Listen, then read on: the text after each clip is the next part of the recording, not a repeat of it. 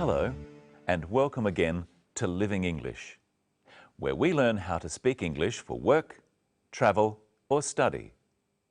In each program, we look at a short drama, then practice our English. So let's see today's episode of Sisters and Brothers. Remember, in the last episode, Anne arrived from Singapore. She met her business partner, Sarah. Now, she's checking in at her hotel.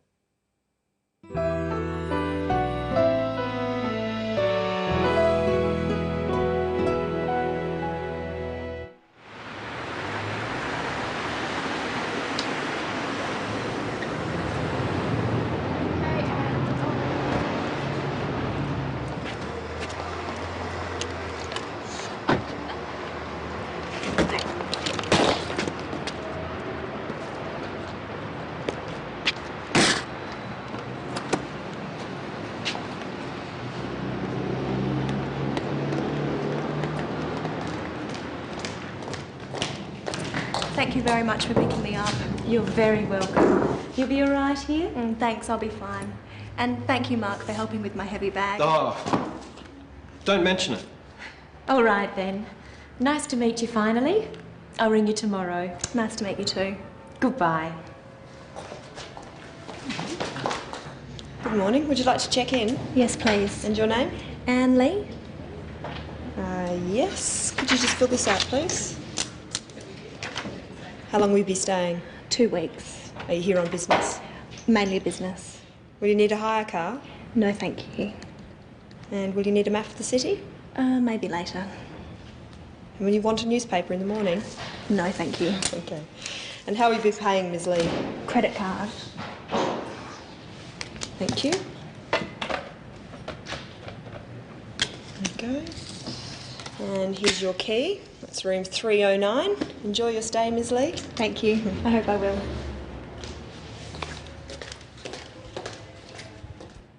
In that episode, we saw how to say thank you and how to reply. Let's have another look. Thank you very much for picking me up. You're very welcome. Anne says, thank you very much. This is a polite way of thanking someone. Try saying, thank you very much for picking me up with the clip. You're very welcome. Thank you very much for picking me up. You're very welcome. Sarah says in reply, you're very welcome. This is a polite reply. Try at home with the clip. Thank you very much for picking me up. Thank you very much for picking me up. You're very welcome. You're very welcome, or just you're welcome, is what we usually say when someone thanks us. Your is short for you are. You are welcome. Now listen for how Anne says thank you to Mark. And thank you, Mark, for helping with my heavy bag. Oh, She just says thank you. There's another way of saying thank you for everyday things. Listen carefully. You'll be all right here? Thanks, I'll be fine. Anne said thanks to a polite question. For small things like this, we just say thanks. In our next clip, listen for what Mark replies when Anne says thank you. And thank you, Mark, for helping with my heavy bag. oh, don't mention it. Mark says, don't mention it. He's politely saying that Anne doesn't need to say thank you. Don't is a way of saying do not, and mention means say.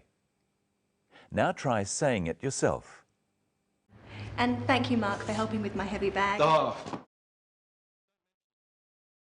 And thank you, Mark, for helping with my heavy bag. oh, don't mention it.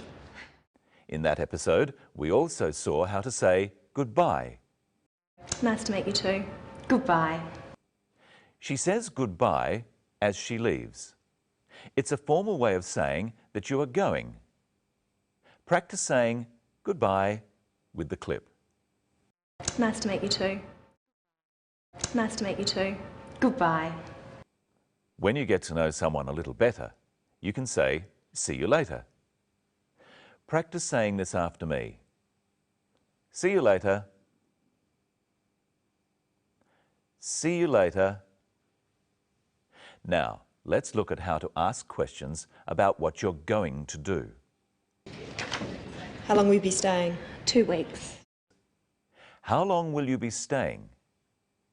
We use the word will to ask about the future. Now listen to another question that uses will to ask about the future. Listen carefully. The hotel clerk speaks very fast. And will you want a newspaper in the morning? Here's another question from the clerk. And will you need a map of the city? And here's another one. Will you need a hire car? All these questions are about what Anne will do in the future. They ask about her plans. They ask about what she intends to do or what she is going to do. For example, the question, "Will you need a hire car?" is asking about the future, about what Anne might need in the next few days. Now listen carefully in our next clip for another use of will to ask about the future. Thank you very much for picking me up. You're very welcome. You'll be all right here? Will you be all right here? Sarah wants to know how Anne will be in the next few days while she is staying at the hotel. In the next clip, see how the word will is used when you are not asking a question. And here's your key. That's room 309. Enjoy your stay, Ms. Lee. Thank you. I hope I will. Anne replies, "I hope I will," to the clerk, telling her to enjoy her stay at the hotel. She hopes that in the future she will enjoy staying at the hotel. If you are not asking a question, you use the word will after words such as she. She will need a hire car. I will need a hire car. And you will need a hire car. These sorts of words, I, she, you, are called pronouns. We use will before pronouns in questions.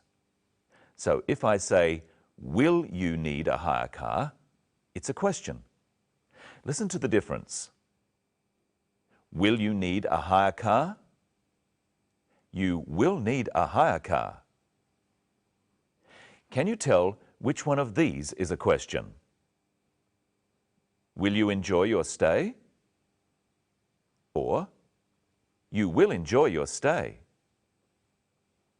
Will comes before you, so will you enjoy your stay is a question. It's asking about something in the future. When will comes after you are just saying what you think is going to happen. You will enjoy your stay. And here is Michelle. Hello, Michelle. How are you? I'm fine, thanks, Brenton. Hello, everyone. What will we talk about today? We'll talk about how to pay for things and more about the word will. Now, Brenton, you're going on a holiday to Fiji. I am? Let's pretend. I've brought some things here. Ask me if you'll need them, and you ask at home too, using will I need. Remember, it's hot in Fiji and there's lots of beaches. All right. Sunscreen. Will I need sunscreen? What do you think? Yes, you will. Traveller's checks.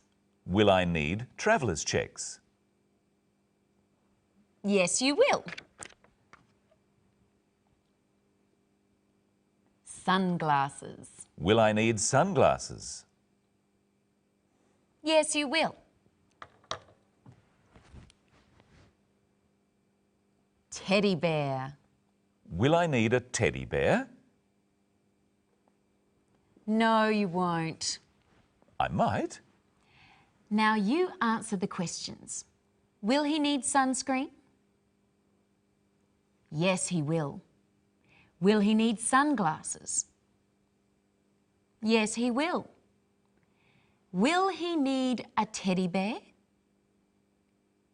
No, he won't. Oh. Now, let's look at the scene where Anne pays for her hotel room. How does she pay? And how will you be paying, Ms. Lee? Credit card. Anne pays by credit card. How else can you pay for things? Well, you can pay in cash. So we say you pay by credit card or in cash. How else can you pay? Well, you can often pay by EFTPOS. EFTPOS stands for Electronic Funds Transfer at Point of Sale. You use your ATM card for this. And you can pay by cheque. In America, it's spelled differently. So we say you can pay in cash, by credit card, by EFTPOS, or by cheque. Practice saying by credit card with the clip. And how will you be paying, Ms. Lee? And how will you be paying, Ms. Lee? Credit card. Did you hear what the clerk called Anne Lee in that clip? Listen again. And how will you be paying, Ms. Lee? Credit card. She used her formal title, Ms. Lee. What's your formal title, Brenton? My formal title is Mr. Whittle. Men are called Mr. We say Mr. before our last name. My full name is Brenton Whittle, so I'm Mr. Whittle. So the Mark Taylor in our film is Mr. Taylor. Yes. And are you Ms. Crowden? I might be. I might not be.